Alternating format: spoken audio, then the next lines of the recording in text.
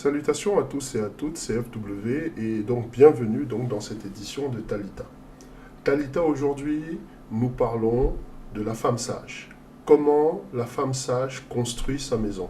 Alors, je suis vraiment très content d'avoir l'opportunité, par la grâce de Dieu, de développer sur ce sujet parce que la femme sage est au centre de la vision de ce ministère qui s'appelle Maranatha, qui vise, n'est-ce pas, à changer la position de la femme au niveau spirituel pour que, éventuellement, les femmes qui sont sages puissent non seulement se développer, mais aussi faire totalement occulter ou totalement enlever on va dire, de la carte les femmes insensées, les femmes folles, parce que je crois que dans la maison de Dieu, le changement ne peut commencer et doit commencer, n'est-ce pas, qu'à partir du moment où nous aurons beaucoup plus de femmes sages que de femmes folles, c'est-à-dire de femmes insensées. Pourquoi? Parce que la femme sage, eh bien, c'est celle qui construit sa maison. Et si dans l'Église de Dieu, nous avons la grâce d'avoir beaucoup de femmes sages, eh bien, je pense que tu peux deviner très facilement, n'est-ce pas, où est-ce que l'Église va aller, comment est-ce que l'Église va se développer, et exactement où est-ce que nous pouvons, entre guillemets, arriver en tant qu'Église, arriver en tant que communauté, arriver en tant qu'hommes et femmes, parce que c'est la femme qui donne la vision du monde à l'enfant. Donc si ta mère est une femme sage, il y a de fortes chances que toi-même aussi, tu sois une femme sage, que tu sois un homme sage, etc. Et ça fait boule de neige derrière. Voilà, nous avons Sam sur le chat qui dit ça. Shalom, shalom à toi, Sam, et puis très bon Shabbat. Eh bien aujourd'hui, on parle de quoi? On parle de comment la femme sage construit sa maison. Alors, nous avons déjà abordé ce sujet dans le cadre d'un webinaire précédent qui s'appelait tout simplement les secrets de la femme sage. Ok? Mais ici, nous allons aborder les choses sur un point de vue très pratique. Ok? Comment est-ce que nous allons aborder les choses? Je veux que tu vois la femme sage comme cette force silencieuse qui est souvent discrète, mais qui est très puissante. D'accord? C'est une force, n'est-ce pas, la femme sage, qui est capable de bâtir ou de détruire sans même faire de bruit. La Bible nous enseigne une chose. La femme sage bâtit sa maison, mais la femme insensée la renverse. Ça, c'est Proverbe 14:1. Qu'est-ce que ça veut dire exactement? Comment une femme peut-elle, jour après jour, construire son foyer, d'accord, comme on construit un palais, comme on construit une maison, comme on construit, je ne sais pas moi, une pyramide? Comment est-ce que une femme sage construit sa maison? Est-ce que c'est par son travail? Alors, effectivement, ça semble très logique, mais nous avons des femmes qui sont très travailleuses et pourtant leurs maisons ne sont pas prospères. Est-ce que c'est par son amour?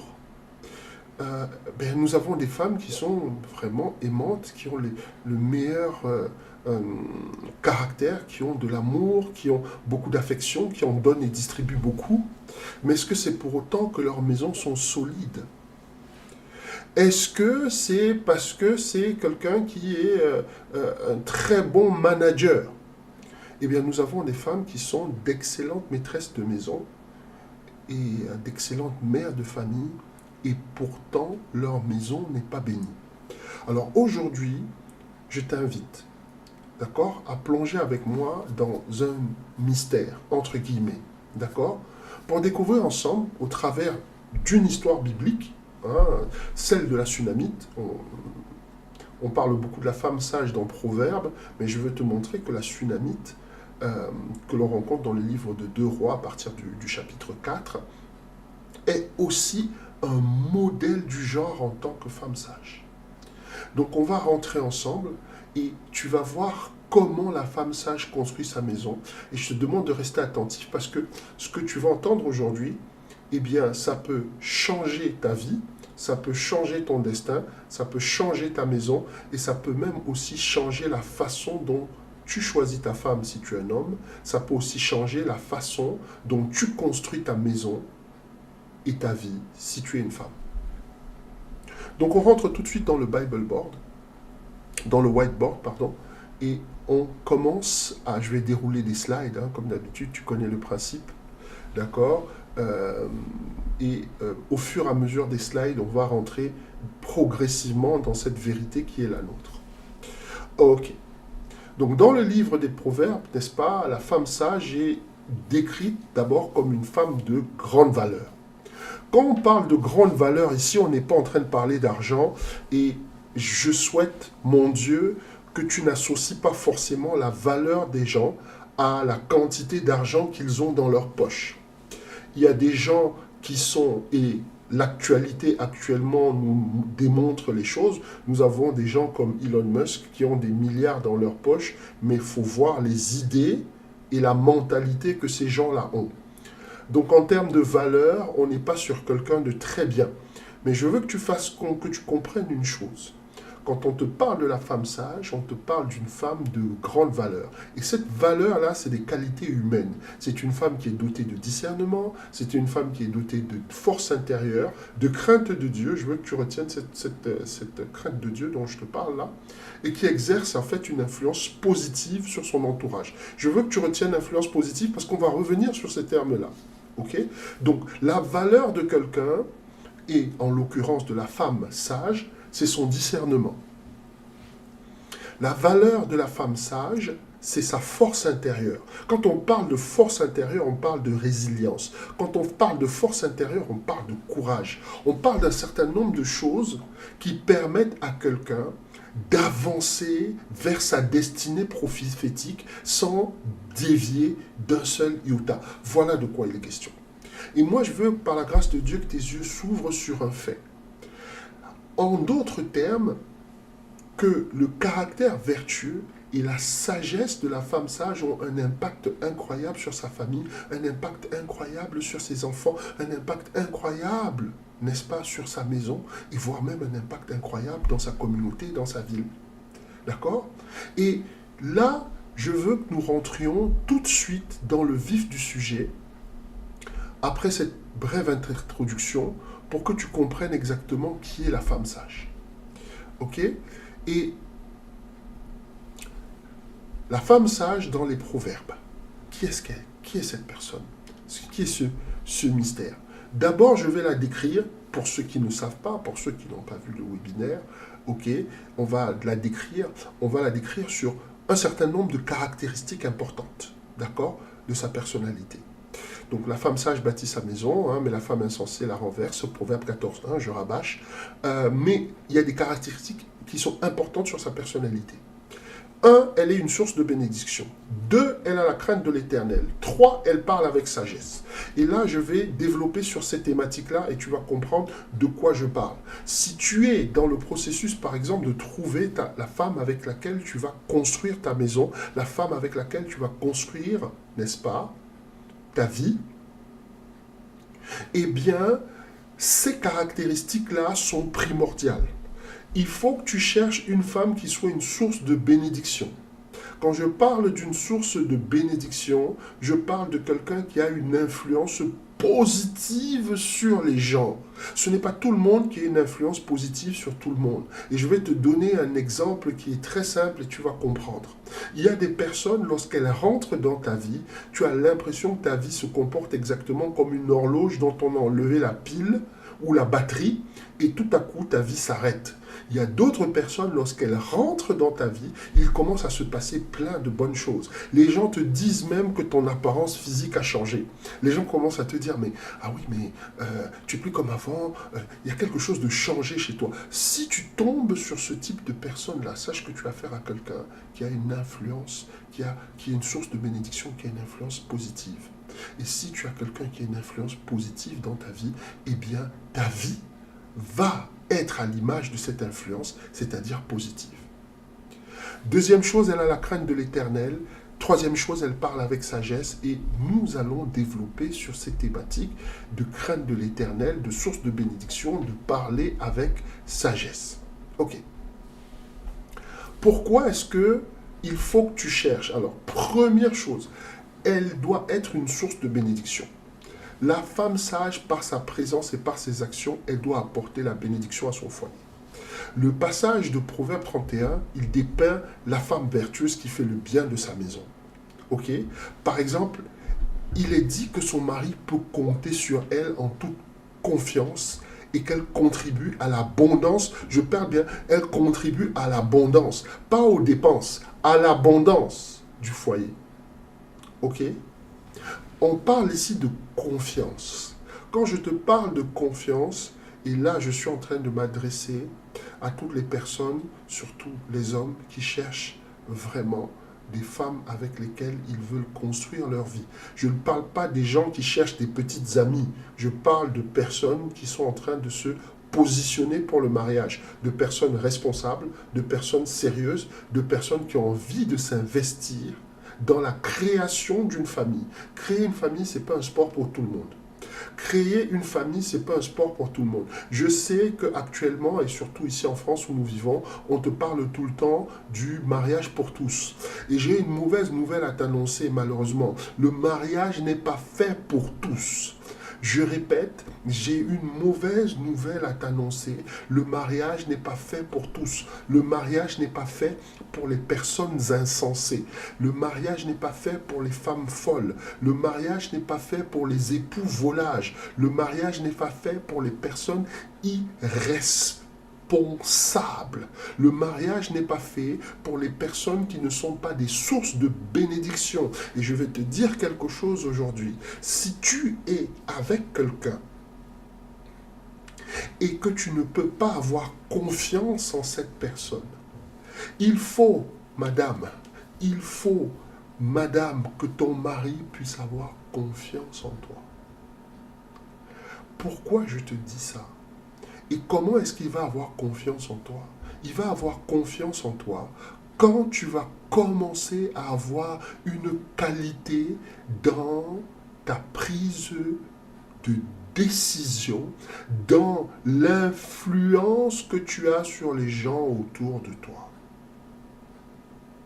Je te dis ça parce que il faut que tu comprennes exactement comment cette chose-là marche. Peut-être que tu es cette jeune femme, peut-être que tu es cette dame, tu as envie de te lancer dans le mariage et tu as lu tous les bouquins qu'il a fallu lire dans le monde et on ne t'a pas donné les bases bibliques. Moi, je m'adresse à des chrétiennes aujourd'hui. Mon but, c'est de te faire comprendre une chose. Si tu n'es pas une source de bénédiction, et je ne te parle pas de faire à manger tous les jours et d'envoyer à des gens, et je ne te parle pas tous les jours d'être cette personne-là qui glisse un billet chaque fois qu'il voit une personne en difficulté. Ce n'est pas ça dont je parle. Quand on te parle d'être une source de bénédiction, on te parle de quelqu'un qui a une influence positive sur la personne. C'est-à-dire que tu ne te contentes pas de glisser un billet à cette personne, mais tu lui donnes les éléments en termes de prière, en termes d'intercession, pour sortir de la situation de précarité financière dans laquelle la personne se trouve. C'est ça être une source de bénédiction. Je ne te parle pas d'être cette personne-là qui, chaque fois qu'elle entend qu'il y a un deuil, qui se met à pleurer en disant « Ouais, c'était vraiment quelqu'un de sympa, c'était vraiment quelqu'un de cool, je ne comprends pas ce qui lui arrive. » Non, moi je suis en train de te parler de personnes qui ont un investissement dans les vies des autres, comme elles ont aussi un investissement dans leur propre vie. Voilà de quoi il est question. Je suis en train de te parler d'un certain type de femme. D'un certain type de femme qui ne veut pas mener une vie égocentrique, qui ne veut pas ramener tout à sa personne. Et quand je te parle de confiance, la confiance que son mari a en elle doit équivaloir à la confiance que son entourage a en elle, à la confiance qu'on lui donne au boulot, à la confiance qu'on lui donne dans sa famille, à la confiance qu'on lui donne dans son quartier.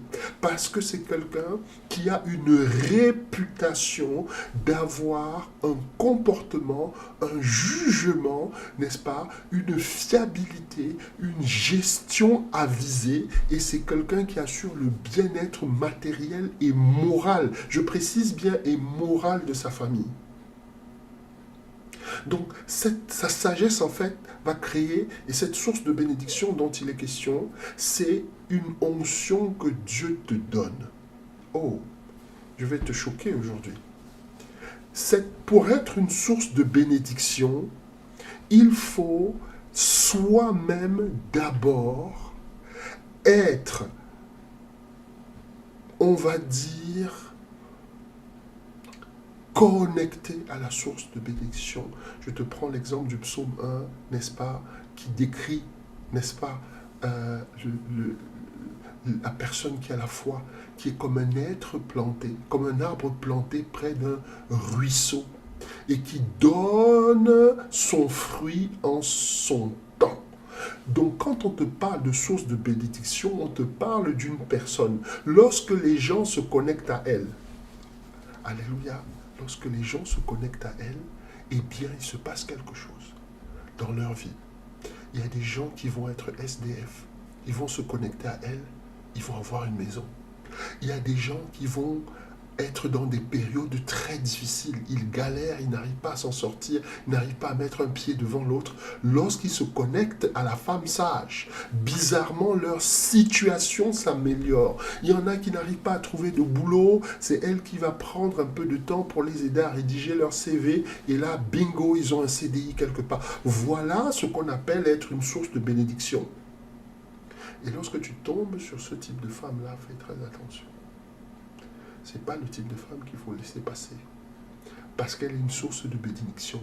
Et quand tu connectes ta vie à la sienne, toi-même, tu es béni.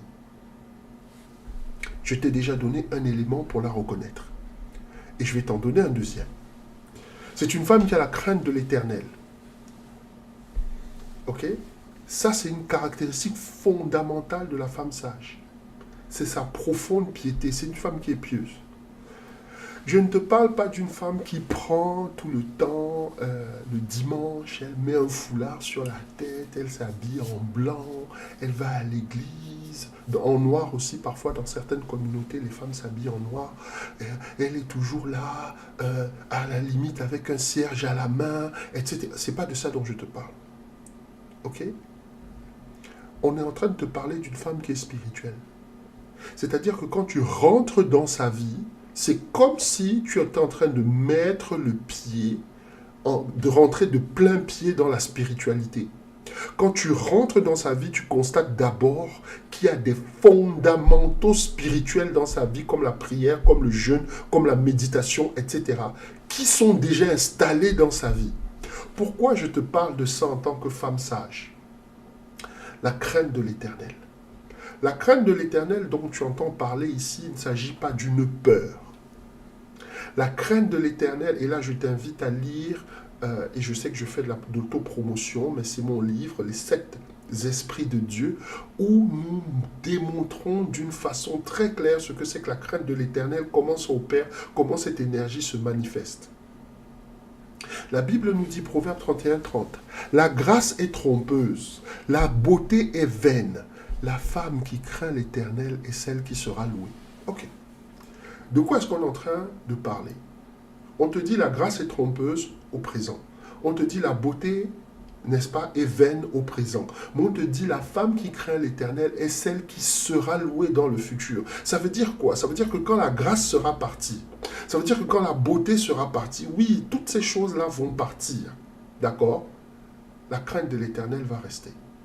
J'essaye de te dire ça parce que beaucoup d'entre nous font des choix par rapport à la beauté, au physique. Oui, je sais, il faut quand même qu'il y ait un minimum, n'est-ce pas, que la personne te plaise un minimum. Mais je te dis qu'il y a des personnes qui ont établi les critères physiques comme étant leur seul critère de choix. Et il y a même des femmes qui, parce qu'elles ont, je ne sais pas moi, un visage plus beau que la copine, estiment que cette copine-là est en dessous. Mais la valeur d'une femme, ce n'est pas dans son beau visage. La valeur d'une femme, ce n'est pas dans ses jolies jambes. je suis obligé de te dire ça. Ce n'est pas parce qu'elle a une poitrine incroyable, un regard vraiment... c'est pas ça sa valeur. Ça, c'est la plus-value. C'est ce qu'il y a en plus. Mais la valeur d'une femme, c'est d'abord la crainte de l'Éternel. Une femme qui ne craint pas l'Éternel, fait très attention.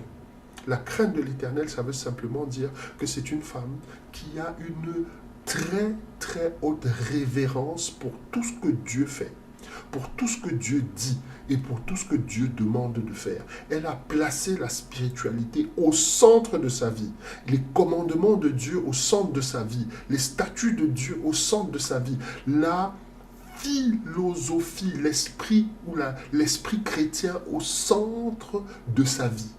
Et là, à partir de là, elle se développe. C'est pour ça qu'on te dit que la crainte de l'Éternel est le commencement de la sagesse. Parce que quand tu commences à marcher dans la parole de Dieu, quand tu commences à marcher la main dans la main avec l'Esprit, quand tu commences à accorder à Dieu une révérence, c'est-à-dire que tu ne veux pas le déshonorer, eh bien, la sagesse, elle arrive naturellement. Et je suis en train de te dire, la véritable beauté de la femme sage vient de sa relation avec Dieu et la crainte respectueuse qu'elle a pour lui. C'est cette foi profonde qui la guide dans ses décisions. C'est ça qui fait en sorte que on t'apprécie.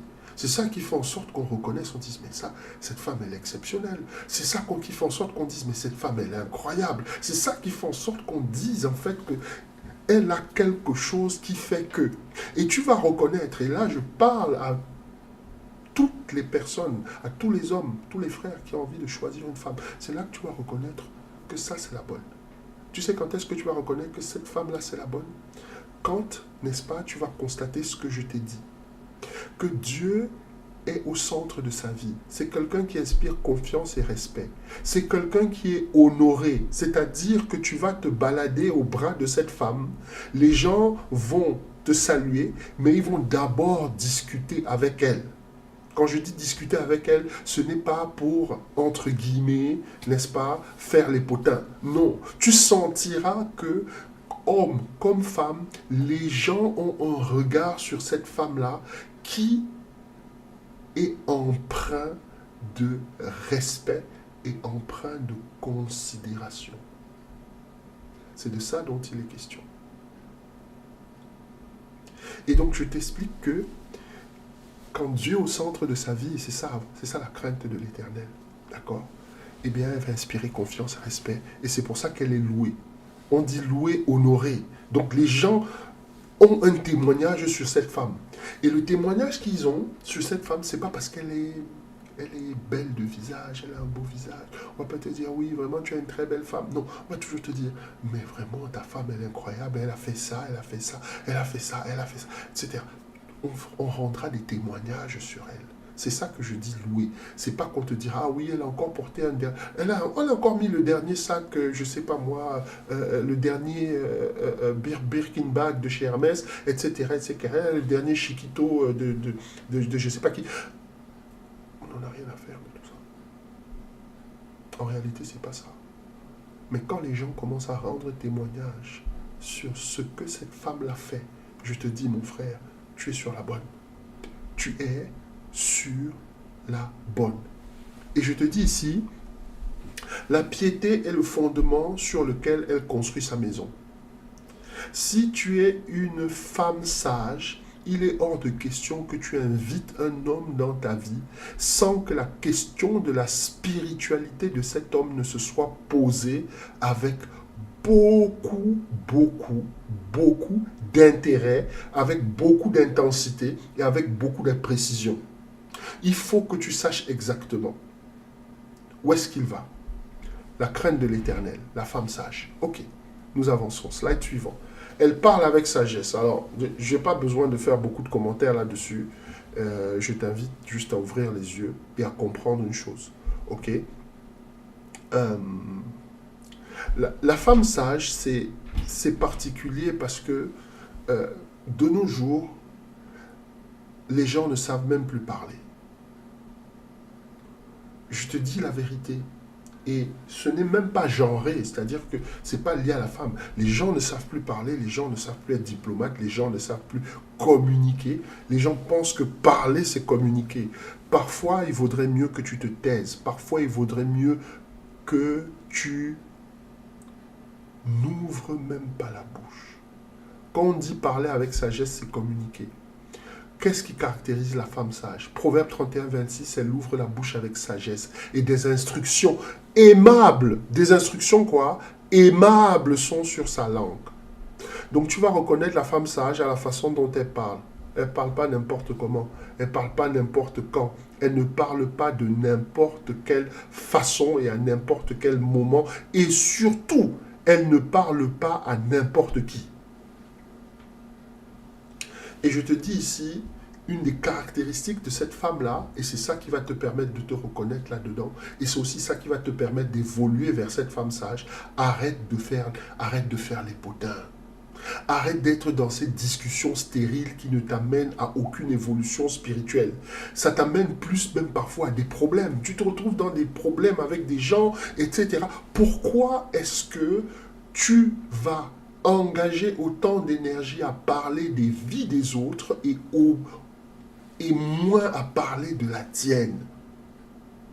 Construis ta maison.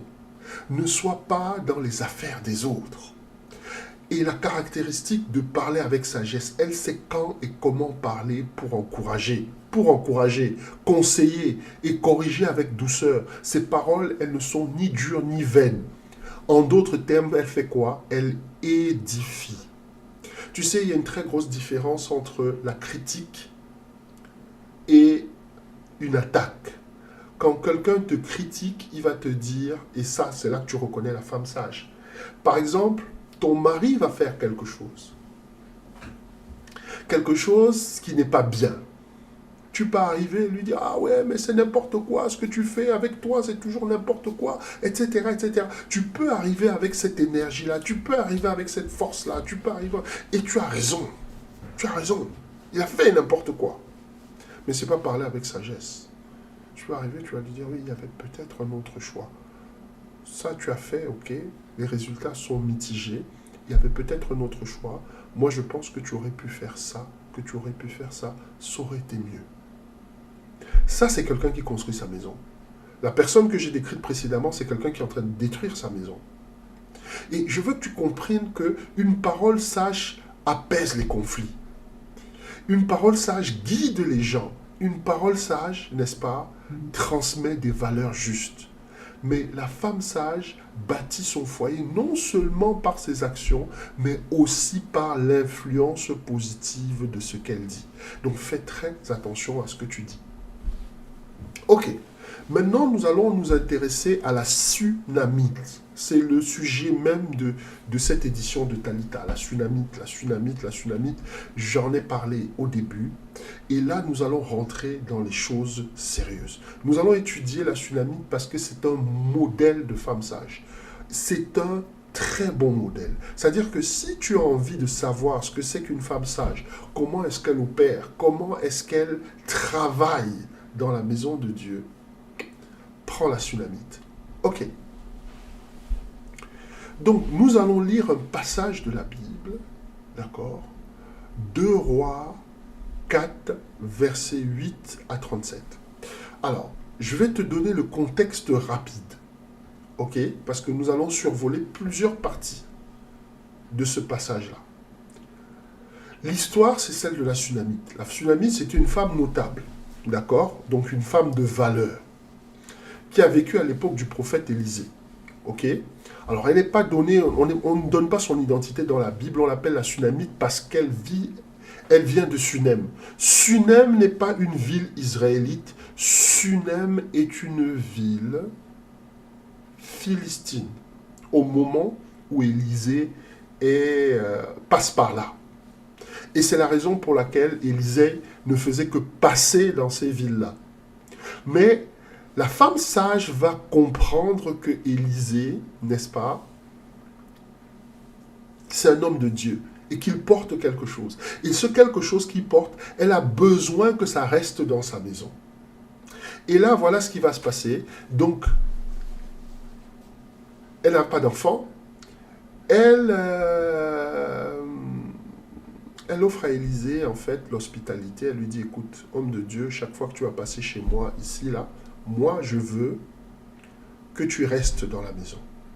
Je vais construire pour toi une chambre haute et c'est normal que nous parlions de la Sunamite aujourd'hui parce que jeudi, nous avons eu notre webinaire où on a parlé d'entrer dans la chambre haute et j'ai expliqué exactement ce que la Sunamite avait mis dans la chambre haute, qui sont les éléments que toi aussi tu dois introduire dans ta chambre haute et ce qui t'amène à comprendre, si tu as écouté le webinaire avec attention, que la Sunamite est une initiée de très haut niveau. Sinon, Élisée n'aurait jamais accepté de manger chez elle. Sinon, Élisée n'aurait jamais accepté de dormir chez elle. Et je veux te donner un message aujourd'hui. Un homme de Dieu ne dort pas chez n'importe qui. Une femme de Dieu ne dort pas chez n'importe qui. Une femme de Dieu ne mange pas chez n'importe qui. Ok? Il faut que tu comprennes ça. C'est pas parce que quelqu'un t'invite que la personne est sympathique, que la personne est vraiment, elle a l'air gentille, que tu dois manger sa nourriture, que tu dois entrer même dans sa maison. À bon entendeur, salut. Et donc en fait, par hospitalité, donc ils vont offrir l'hospitalité au prophète Élisée jusqu'à lui aménager même une chambre dans la maison. C'est-à-dire qu'au début, Élisée venait manger, elle disait, Élisée, non, chaque fois que tu viens, ici, à Sunem, tu viens chez moi, il y a à manger, il y a une table pour toi. Après la table, elle est passée à l'étape supérieure, elle a créé une chambre dans sa maison qui était consacrée uniquement à Élisée. C'est une femme de vision. Et maintenant, parce qu'elle a fait ça, Élisée à un moment s'est dit, mais en fait, cette femme-là qui me donne autant, elle n'a pas de problème, elle n'a jamais rien demandé à Élisée. Elle n'a jamais rien demandé à Élisée. Nous, chaque fois qu'on rencontre un homme de Dieu, on est pressé de demander les prières. Chaque fois qu'on rencontre un homme de Dieu, on court. Oui, il faut les blessings. Non, man of God. Oh, woman of God. Je veux ma part de bénédiction, etc., etc. Mais la Bible te dit ici qu'on avait une femme qui était en train de semer dans un ministère, qui était en train de semer dans la vie d'un homme de Dieu. Et cette femme-là ne réclamait rien pour elle-même. Tant et si bien qu'à un moment, Élisée a demandé à Géasi, mais cette maman-là qui nous reçoit vraiment royalement, quel est son problème? Géasi allait se renseigner et dit, mais en fait, elle n'a pas d'enfant. Elle est stérile. Et la Bible te dit qu'Élisée a prophétisé, elle a eu un enfant. Et une fois que la promesse s'est accomplie, le diable a frappé. Puisque chaque fois qu'une promesse... Et je suis en train de te donner les éléments. Hein. Toi qui es cette personne qui crée des saisons dans ta vie, des saisons qui vont t'amener à la bénédiction. D'accord? Eh bien, sache que chaque fois que tu crées une saison qui t'amène à la bénédiction, l'ennemi va toujours aussi mettre son grain de sel. Ok? Et donc l'enfant est mort. L'enfant est mort de mort subite. Et la Sunamite, animée par la foi qu'elle avait, elle est allée chercher Élisée qui a fini par ressusciter l'enfant par la puissance de Dieu. Ça, c'est le contexte rapide. Ok? Je te donne, ça c'est l'histoire très rapidement. On va survoler plusieurs passages là-dedans, d'accord, pour que tu comprennes un peu ce qui s'est passé. Donc on va rentrer dans la révélation. Étudions ensemble donc le symbolisme de cette histoire, parce que l'histoire de la Sunamite est une histoire qui est incroyable. Et derrière les symboles, il y a la vérité que Dieu veut nous transmettre. Ok? On va étudier ensemble le symbolisme d'abord des personnages. Les personnages. Ok, on va voir leur nom. La Sunamite. On te dit que la Sunamite, c'était une grande femme. Ok? Quand on te dit grand, c'est par les qualités humaines, c'est ce que j'ai expliqué ici. Ok? Le mot Sunem, et là je veux que tu sois très attentif. Le mot Sunem évoque l'idée de repos ou de paix. Ok? La caractéristique de la femme sage, que je n'ai pas mentionné précédemment aussi, c'est qu'elle est capable de transformer sa maison en lieu de repos ou de paix. Ok? La Bible te dit d'ailleurs qu'il vaudrait mieux vivre à l'angle d'un toit ou même dans le désert plutôt que de dormir avec une femme qui est querelleuse. Si tu es quelqu'un qui est toujours dans les querelles, si tu es quelqu'un qui est toujours dans les bifs avec ton mari, avec le quartier, avec les amis, avec les copines, sache que cette chose-là qui est dans ton caractère va t'empêcher d'être une femme sage. Ok? Donc la Sunamite, c'est une habitante de Sunem. Elle incarne donc cet endroit de repos, cet endroit de tranquillité. Et je veux qu'on passe un tout petit peu sur le Bible board et puis tu vas voir un tout petit peu de quoi je parle.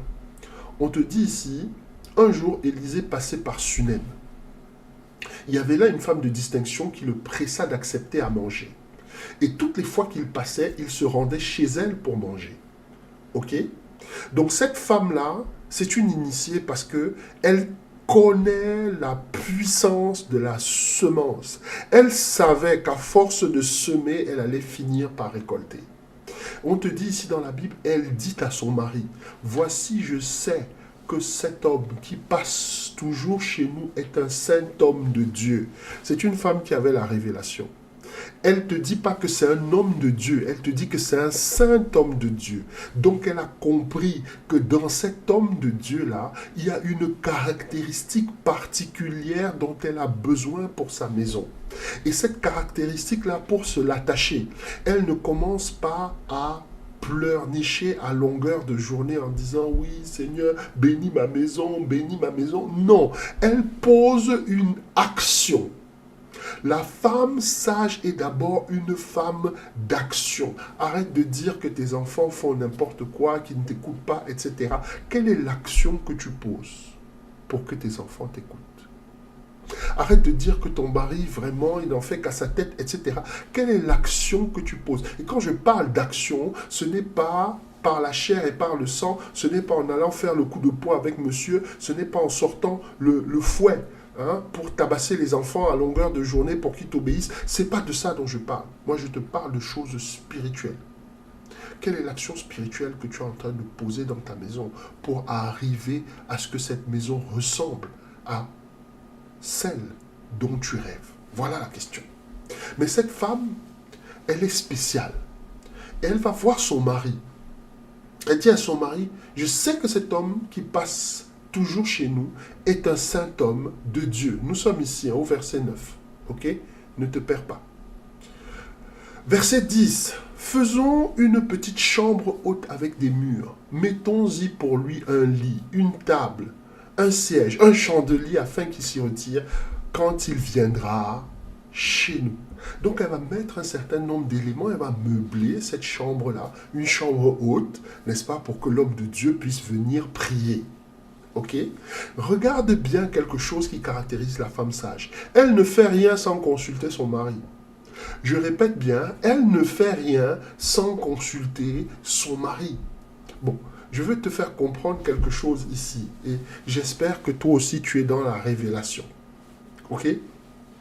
Quand on te dit que un jour Élisée passait par Sunem, il y avait une femme de distinction, ça veut dire que cette femme-là était noble. Ça veut dire que cette femme-là avait un haut rang dans la société. En dehors d'avoir ce haut rang dans la société, elle avait aussi d'incroyables qualités humaines.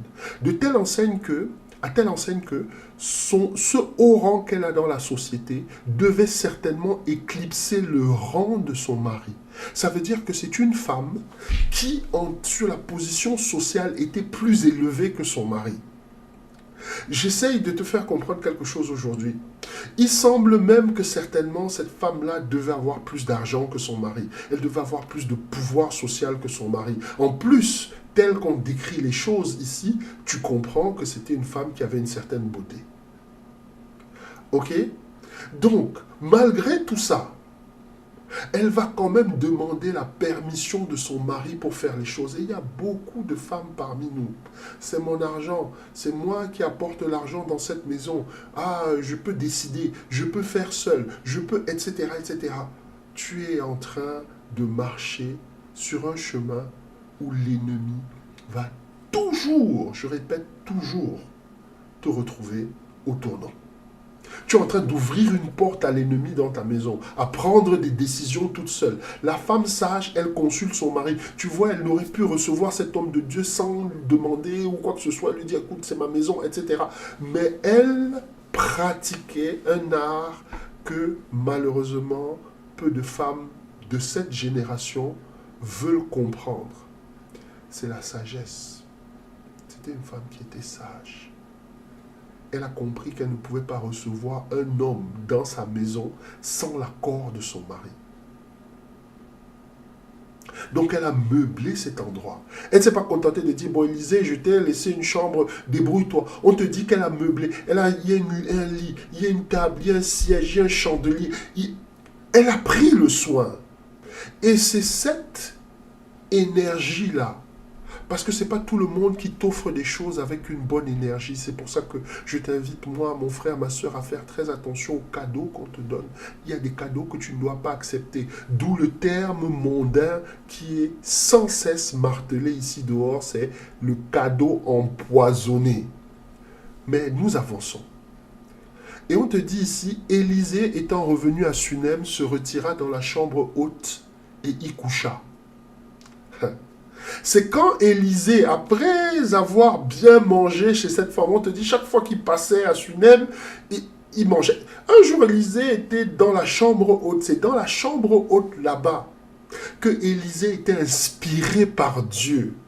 J'essaie de te faire comprendre quelque chose aujourd'hui. Si tu es une femme sage et que tu appelles la bénédiction dans ta maison et que tu veux libérer cette onction dans ta maison, ok?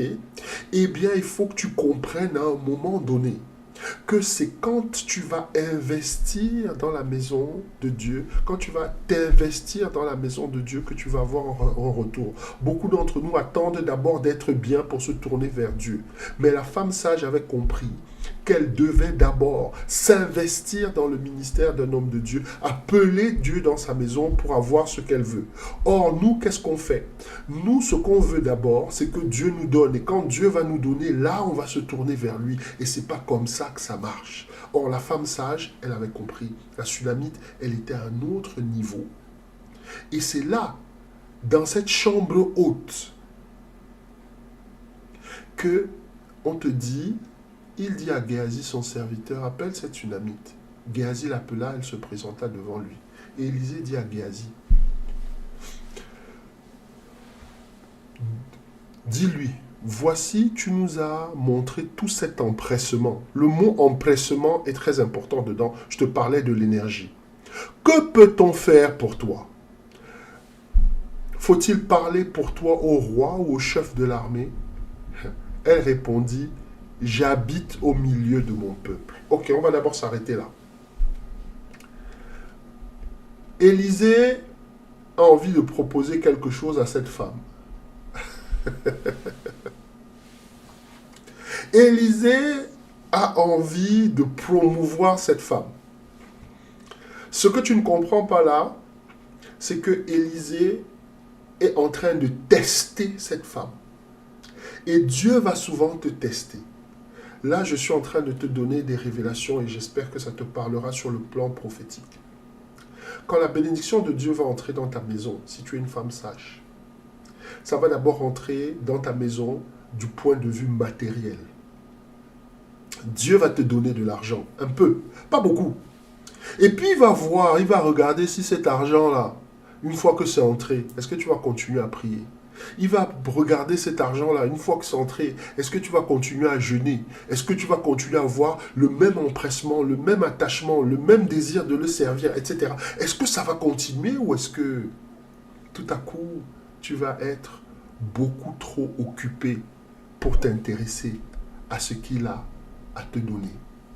Elle répondit, j'habite au milieu de mon peuple. Quand elle dit j'habite au milieu de mon peuple, c'est pour dire à Élisée qu'il n'y a pas de promotion que tu puisses me donner ici, parce que ici, là, je suis déjà béni.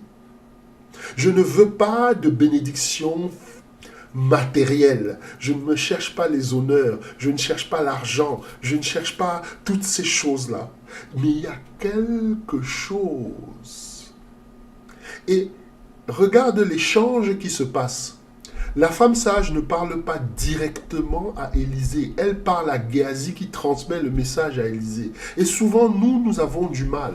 Parce que quand tu rentres dans la présence de Dieu, souvent tu t'attends à des réponses instantanées. Géasi, ça veut dire vallée de vision. Ok, je refais un tour sur notre whiteboard pour t'amener à Géasi ici, là. Sur ce slide, Géasi ici, ça veut dire vallée de la vision. Géasi veut dire vallée de la vision. On revient sur le Bible board très rapidement pour que tu comprennes. C'est-à-dire que il y a un certain nombre de choses que Dieu va te donner en termes de révélation. Il y a un certain nombre de choses que Dieu va te donner en termes d'insight. Il n'y a pas, souvent on a envie que Dieu nous parle et qu'il nous dise les choses directement. Mais Dieu passe par son serviteur qui s'appelle Vallée de la Vision. Dieu ici est incarné par Élisée. Il passe par son serviteur qui s'appelle Géasi, vallée de la vision. Dans la vallée de la vision, quand tu rentres dedans, pour ceux, et je m'adresse à des personnes qui sont spirituelles et qui ont déjà fait ces choses-là, quand tu vas rentrer dans la vallée de la vision, Dieu va te révéler des choses que tu ne pensais même pas possibles. Tu vas commencer à voir le monde sous un autre angle. Tu vas changer complètement ton paradigme. Tu vas avoir des insights, tu vas avoir des rêves, tu vas avoir des songes, tu vas avoir toutes sortes de choses qui vont challenger ta notion de la réalité. Géasi, c'est ça qu'il incarne en fait. Donc quand Dieu te parle, ça va souvent être sous terme d'insight. Donc ici, on te dit une chose. Elle refuse, mais alors elle refuse absolument. Elle refuse absolument les honneurs, elle ne veut pas. Et verset 14, qu'est-ce qu'on te dit? Et il dit, que faire pour elle? Géasi répondit, mais elle n'a point de fils et son mari est vieux. Et il dit, verset 15, appelle-la. Géasi l'appela, elle se présenta à la porte. Élisée lui dit, et là maintenant, c'est Élisée qui lui parle directement, il ne passe plus par des intermédiaires. À cette époque, l'année prochaine, tu embrasseras un fils. Et elle dit, non mon Seigneur, homme de Dieu, ne trompe pas ta servante. Ok, on va s'arrêter là. On revient très rapidement sur le whiteboard. Donc tu vois que même étant sage, dans sa sagesse, elle a quand même des moments de folie. Et c'est ça qui est très intéressant dans ce personnage de la Sunamite. Quand on te parle de la femme sage, c'est pas parce que c'est quelqu'un qui est hyper spirituel, qui n'a aucun défaut. Elle te montre ses défauts ici. Quand Élisée lui fait cette prophétie, elle lui dit non, non, ne me trompe pas. Ne joue pas avec ça, ne joue pas comme ça avec moi, homme de Dieu. Ok? Et ça nous arrive souvent, quand Dieu nous révèle les choses, quand Dieu nous donne un rêve, quand Dieu nous donne une vision, Dieu nous donne un projet, le projet a l'air trop beau, le projet a l'air trop grand. Et ici, là, l'enfant est là pour signifier une seule chose. L'enfant est là pour signifier la vision, le projet que Dieu voulait donner à cette femme. Quand tu es une femme sage, tu es une femme qui a un projet. Quand tu es une femme sage, tu es une femme qui a une vision. Quand tu es une femme sage, tu n'es pas juste quelqu'un qui se balade comme ça dans la maison de Dieu sans avoir de réelle ambition. Elle a amené Élisée dans sa maison parce qu'elle avait un projet. Elle a amené Élisée dans sa maison parce qu'elle avait une vision. Elle savait que c'était un saint homme de Dieu et que cet homme-là, une fois dans sa maison, quelque chose de positif allait se passer. Donc voilà vers quoi je veux t'amener aujourd'hui, dans le symbolisme des personnages. Ok? Alors, en ce qui concerne Géasi, son nom veut dire vallée de la vision. En ce qui concerne Sunem, ça veut dire double repos. Ça veut aussi dire lieu d'inactivité, hein, un endroit où il ne se passe pas grand-chose. Et je peux te dire qu'au niveau de la vie de cette femme, effectivement, il ne se passait pas grand-chose. Parce que dans son foyer, malgré qu'elle soit une femme pieuse, malgré qu'elle soit une femme sage, malgré qu'elle soit une femme remplie de la crainte de l'Éternel, il n'empêche qu'elle était stérile. Il n'y avait pas d'enfant. Il n'y avait pas d'enfant.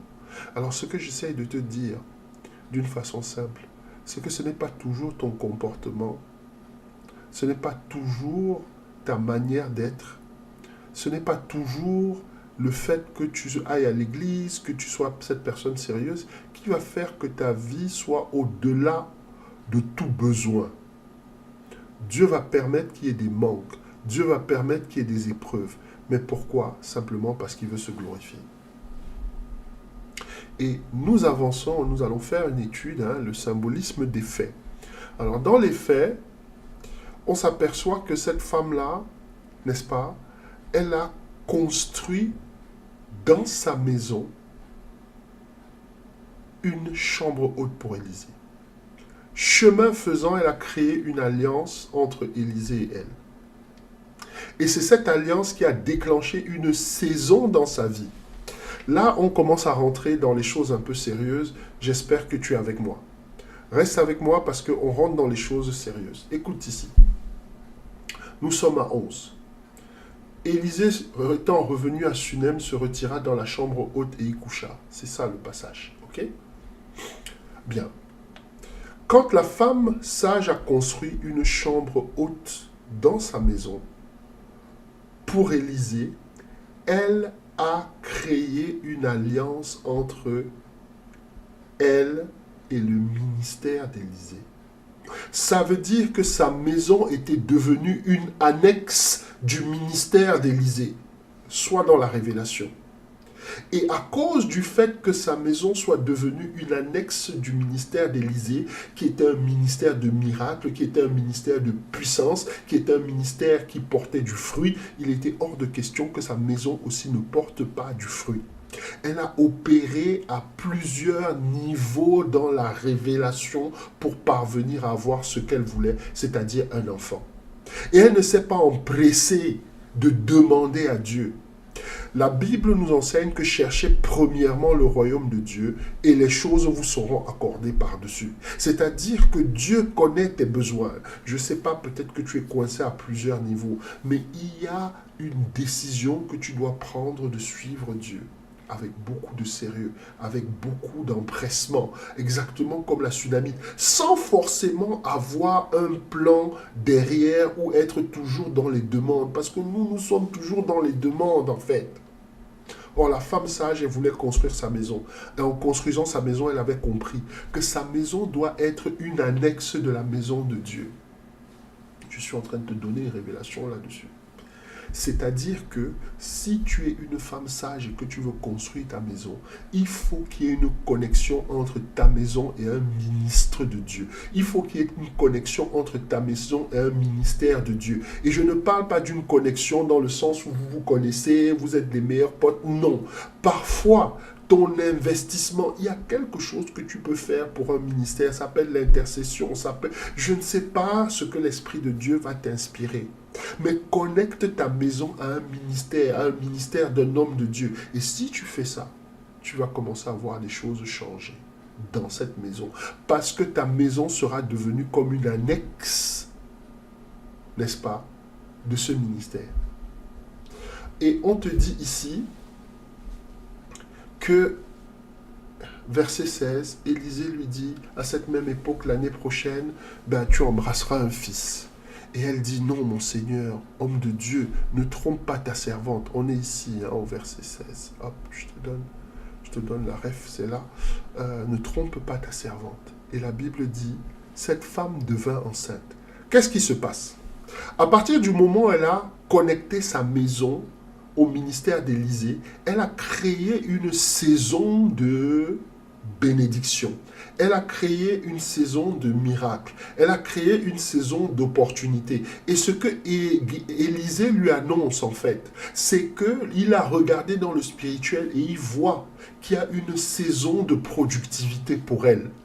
Et c'est pour ça qu'il ne lui dit pas tu vas avoir un enfant aujourd'hui, il dit l'année prochaine à la même période tu auras un fils, parce qu'il sait que Dieu travaille par saison et que cette dame-là a ouvert une saison. Ici, dans le cadre de Talita, on t'a déjà expliqué comment faire pour ouvrir des saisons dans ta vie.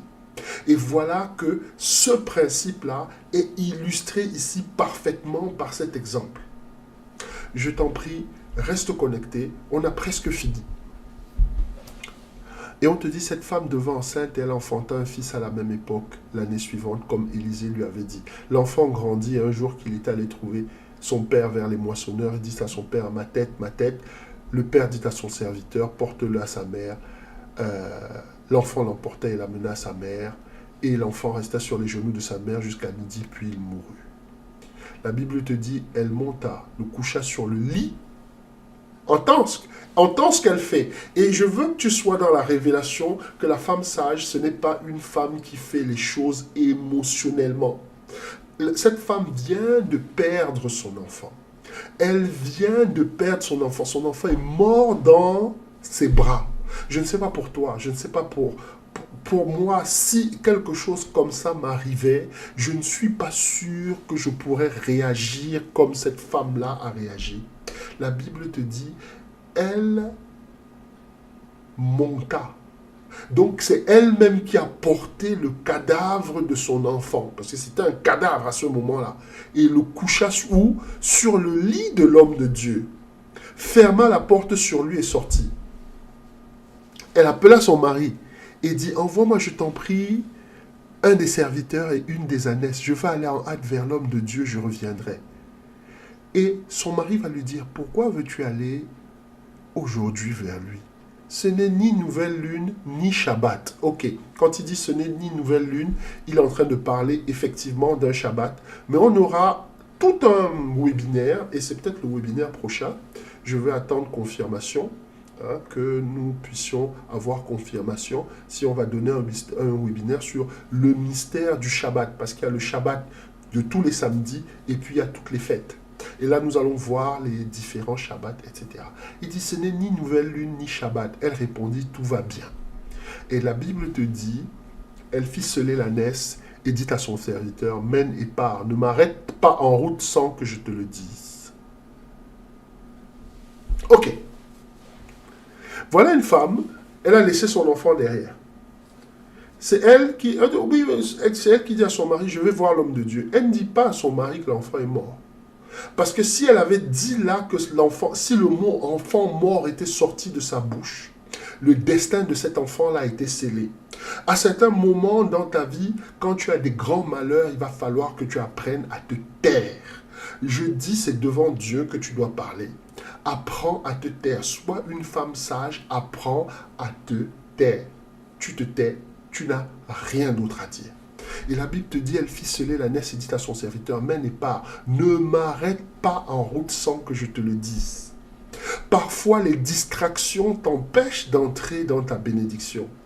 Il y a des moments dans ta vie où tu dois pousser les gens, les écarter complètement. Et je suis en train de te parler prophétiquement. Toi qui traverses une situation qui est difficile, arrête d'aller te plaindre auprès des gens que c'est dur. Arrête d'appeler des gens pour réclamer de l'aide. Toute l'aide dont tu as besoin est dans la maison de Dieu. Toute l'aide dont tu as besoin est dans tes prières. Toute l'aide dont tu as besoin est dans ta connaissance de la parole de Dieu. Toute l'aide dont tu as besoin est tout simplement dans ta capacité à rentrer dans la présence de Dieu et à manifester de la foi.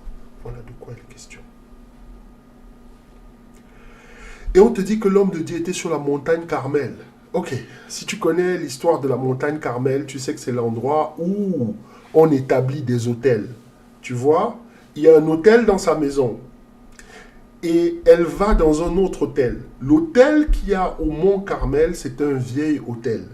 Et c'est un autel que Élie a rétabli avec les prophètes de Baal sur le mont Carmel. Cet autel-là est un autel de puissance. Cet autel-là a une onction particulière. Cet autel-là a la capacité de faire descendre le feu de Dieu. Et elle va rejoindre Élie qui est là-bas sur le mont Carmel. Je tiens à te dire que les Sunamites et les Hébreux, c'était pas vraiment, les Philistins et les Hébreux, c'était pas vraiment les meilleurs amis du monde. Ce voyage qu'elle a entrepris aurait pu se passer très mal. Mais on te dit ici que cette femme de Dieu, elle a traversé un pays étranger pour aller retrouver l'homme de Dieu. Et elle est sortie de sa zone de confort pour aller retrouver l'homme de Dieu. La femme sage, ce n'est pas une femme qui, quand il y a des problèmes dans sa maison, commence à paniquer, elle crie, elle gesticule dans tous les sens, elle ne sait plus où aller, elle ne sait plus à quelle porte frapper, etc. Ce n'est pas cette femme-là. C'est une femme de décision. C'est une femme de détermination. détermination. C'est une femme de résilience. Elle avait décidé que l'enfant que Dieu allait lui donner là, que Dieu lui avait donné là, le diable n'allait pas le lui dévorer. Le diable n'allait pas le lui reprendre. Et elle était prête à absolument tout faire. Donc, ayant vu que l'autel de sa maison ne fonctionnait pas, elle allait retrouver Élie, n'est-ce pas, Élisée, sur le mont Carmel. Et Élisée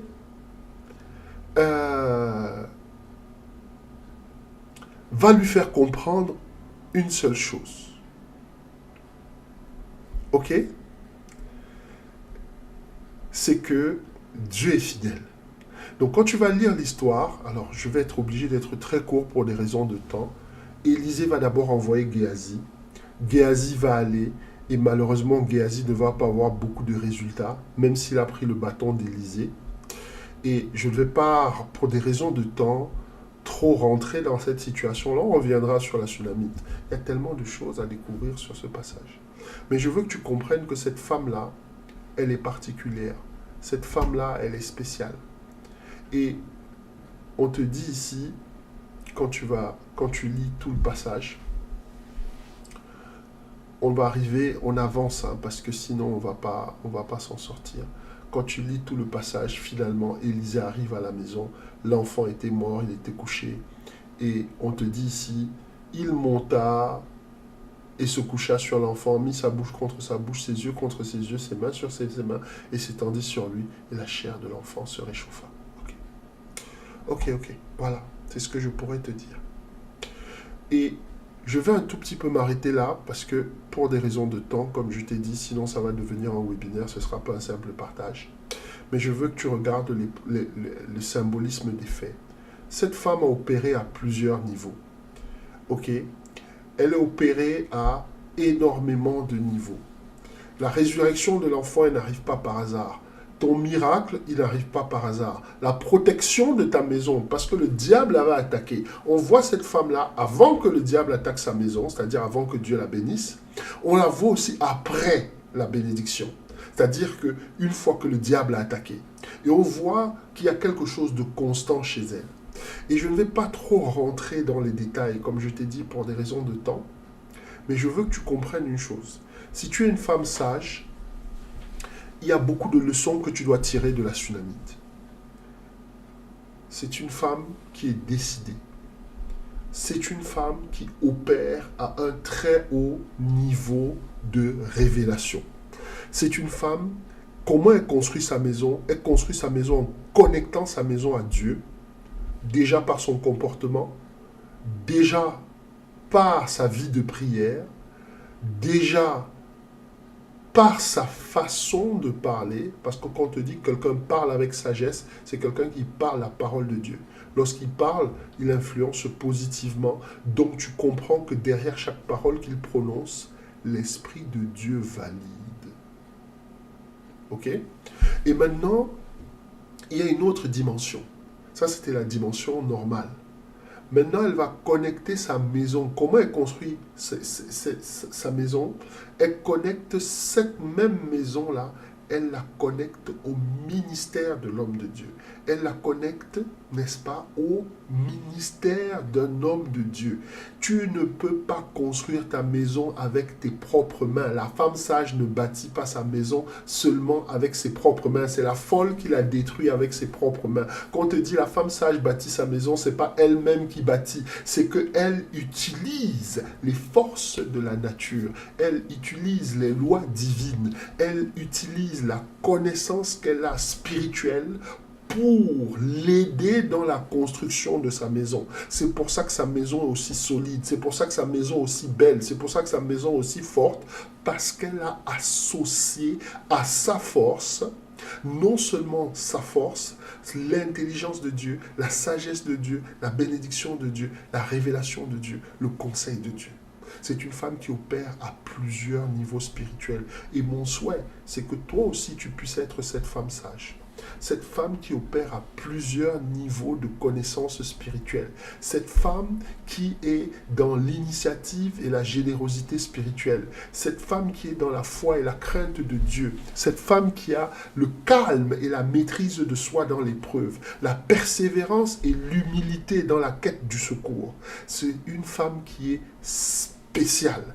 Et c'est une femme qui a une influence qui apporte la vie. Elle aurait pu faire comme beaucoup de femmes et dire ouais, l'enfant est mort, ben, c'est pas moi hein, le chef de famille. J'ai mon mari, il a qu'à lui aussi prendre ses responsabilités. Je connais beaucoup de femmes qui auraient ce discours, elles auraient raison d'ailleurs. Mais c'est pas comme ça que la femme sage opère. La femme sage opère à un autre niveau. Elle opère à un niveau spirituel. C'est une femme qui est inspirée. Et cette inspiration, elle la trouve dans sa relation avec Dieu. Cette inspiration, elle la trouve au fait que sa maison même est connectée à un ministère dans la maison, dans le royaume de Dieu. Voilà de quoi il est question. Donc, c'est ce que je pourrais te dire en conclusion. J'espère n'avoir pas été trop long, mais on a quand même partagé un très très bon moment de parole et j'espère que tu as été béni. Et je voudrais, par la grâce de Dieu, que tu puisses faire avec moi cette prière. Ok? Nous allons prier. Tu vas dire, Seigneur, j'ai entendu la voix de ton serviteur et je te bénis parce que tu me montres comment construire ma maison. Je veux construire ma maison non pas avec mes propres forces, mais avec ton esprit. Je veux construire ma maison non pas avec ma propre intelligence, mais ta révélation. Je veux construire ma maison non pas avec ma puissance, mais avec ton onction. De sorte que les gens reconnaissent en moi cette femme sage. Donne-moi les qualités qu'il faut. Donne-moi la sagesse qu'il faut. Donne-moi les paroles qu'il faut. Donne-moi le caractère qu'il faut afin que je puisse manifester dans ma maison cette sagesse-là et que le monde entier puisse reconnaître en moi une femme sage. De sorte que ma maison, de sorte que ma vie, ma famille soit influencée par toutes ces choses et que je puisse manifester comme la Sunamite, non seulement créer ma saison de miracles, mais aussi la protéger, la conserver et bien sûr en jouir au nom de Jésus. Amen. Voilà. Donc, c'est dessus que nous nous arrêtons. On a fait une petite parenthèse hein, sur la femme sage. Donc, tu as vu un peu comment elle construit sa maison. C'est quelqu'un qui est connecté. Mais je voulais revenir très très rapidement sur notre webinaire que nous avons eu entré dans la chambre haute, puisque c'est dans la chambre haute en fait que beaucoup de choses se passent.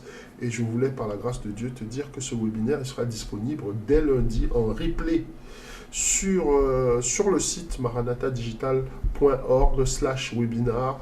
Donc dessus, tu pourras récupérer ce webinaire-là. Je t'invite vraiment à le faire parce que c'était un webinaire excellent où nous avons développé sur le thème de la chambre haute. En dehors de ça, simplement te dire que le prochain webinaire est en route. Dès le prochain Talita, déjà, je te donnerai toutes les infos dessus. Restons connectés. Et puis, on se retrouve très très bientôt pour une autre édition de Talita. D'ici là, sois béni, reste béni et marche dans la bénédiction. À très très bientôt.